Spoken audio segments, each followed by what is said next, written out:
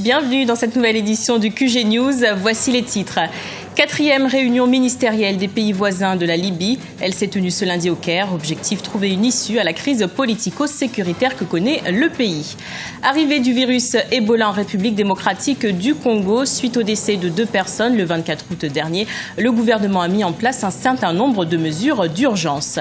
Et puis opération spéciale Tabaski 2014 au Sénégal. Les concertations entre éleveurs, transporteurs et autorités de tutelle se multiplient pour assurer un approvisionnement suffisant. Avant de développer ces titres, nomination d'un nouveau Premier ministre en Libye, Omar El Hassi, une figure soutenue par les islamistes, a été désigné par l'ancien Parlement. Le Congrès général national lui a demandé de former un gouvernement de salut national, défiant le gouvernement actuel. À noter que le CGN, dont le mandat est arrivé à terme ce lundi, a refusé de passer le pouvoir au Parlement qui siège à Tobrouk du fait de la situation sécuritaire à Tripoli.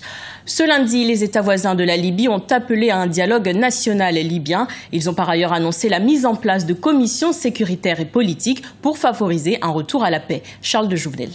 À ce stade d'instabilité sécuritaire, peu de gens croient encore que la solution viendra par la voie diplomatique. Dès lors, qu'attendre de ces réunions ministérielles, dont l'édition de ce lundi 25 août était déjà la 4e?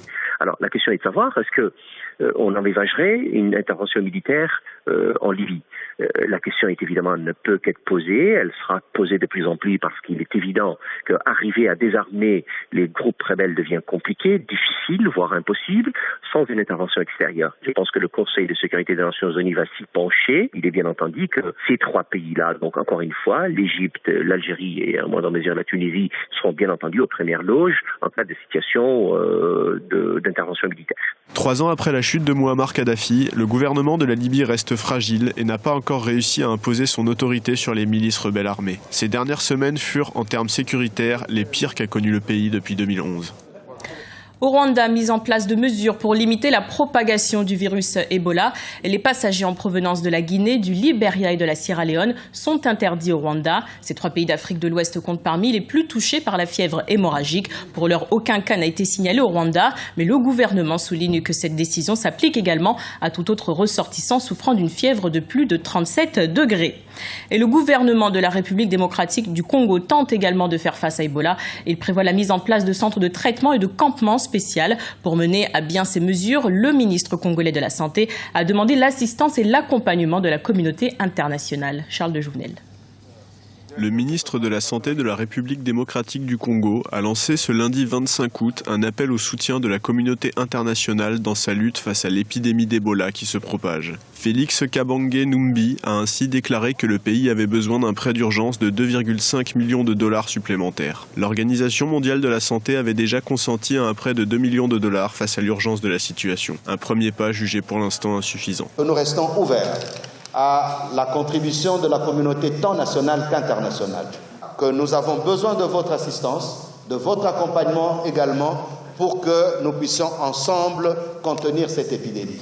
Dimanche 24 août, 2 décès ont été confirmés et imputés au virus Ebola. Depuis, le gouvernement a intensifié ses efforts pour contenir l'épidémie. Les autorités ont mis en place un certain nombre de mesures d'urgence, parmi lesquelles la mise en quarantaine de zones contaminées, un contrôle plus rigoureux de la circulation, une surveillance accrue et surtout une augmentation des rythmes de livraison de fournitures médicales. Cette dernière mesure, quoique vitale, est la plus compliquée à mettre en place en raison du caractère difficile d'accès du territoire de Djerra où les cas d'Ebola ont été décelés. Défi logistique, parce que le secteur de Djerra est un secteur qui est excentré.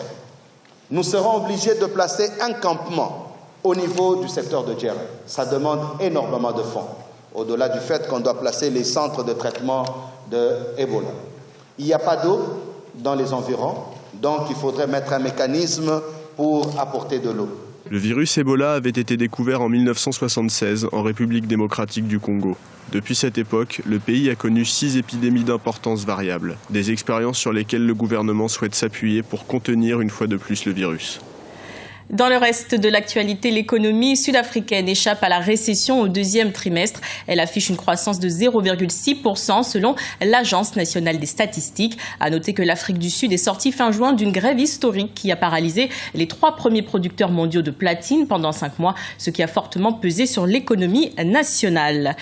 Les autorités sénégalaises se mobilisent pour que l'opération spéciale Tabaski 2014 soit une réussite, mais l'arrivée de la pluie fait courir des risques d'insécurité alimentaire sur le bétail. Les éleveurs et les transporteurs se veulent rassurants en soulignant l'importance de mesures adéquates. Un reportage de Djibril Fofana, notre correspondant au Sénégal. Au Sénégal, la fête de la Tabaski, c'est dans un peu plus d'un mois, mais déjà les autorités sont à pied d'œuvre. Pour cette année, les besoins en moutons sont estimés à 720 000 têtes. Après avoir effectué le bilan de l'année dernière, de nombreuses innovations ont été apportées à l'opération spéciale Tabaski par le ministère de l'Élevage. Outre le montant de près d'1 milliard de francs CFA mis à la disposition des éleveurs pour l'achat d'aliments du bétail, le gouvernement a entrepris les démarches pour faciliter le transport, le stockage et surtout la sécurité du bétail au niveau de tous les points de commercialisation. Vraiment, toutes les dispositions, en tout cas, qui devaient être prises par le gouvernement l'ont été. Nous allons continuer à aller sur le terrain. Nous nous sommes déjà rendus dans beaucoup de régions du Sénégal, dans beaucoup de zones de production de moutons. Nous avons sensibilisé les éleveurs pour que les moutons puissent arriver à temps au niveau des grands centres urbains tels que Dakar. Parce que rien que Dakar absorbe peut-être le tiers du cheptel, ou plus du tiers même, du cheptel qui est vendu chaque année au Sénégal. Un des maillons essentiels de la chaîne d'approvisionnement en moutons, c'est les transporteurs. Le Sénégal importe une grande partie de sa consommation des pays voisins, notamment du Mali et de la Mauritanie. Mais les transporteurs rencontrent de nombreuses difficultés liées aux tracasseries qu'ils subissent tout le long du trajet. Je donne un exemple. Quitter Kidira, ou bien Linguère, ou bien Rosso.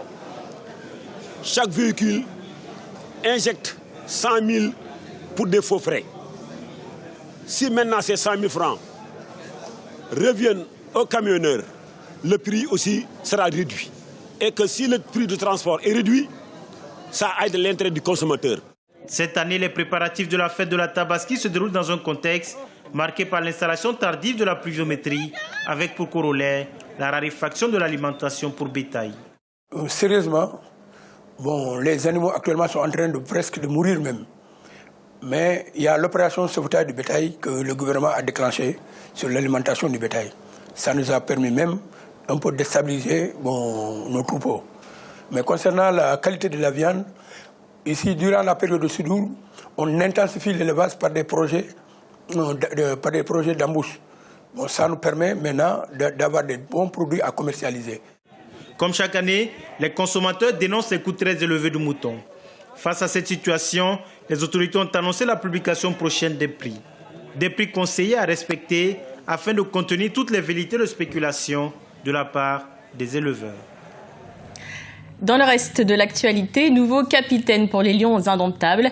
Stéphane Biya récupère le brassard jusqu'à présent porté par Samuel Eto'o. Une décision du ministre des Sports rendue publique ce lundi. Il sera secondé par Eric Choupo-Moting et Vincent Aboubakar. Premier match du Cameroun dans le cadre des éliminatoires pour la CAN 2015. Ce sera le 6 septembre face à la République démocratique du Congo. C'était le journal de la rédaction. Nous vous remercions pour votre fidélité. À bientôt pour une nouvelle édition sur Africa 24.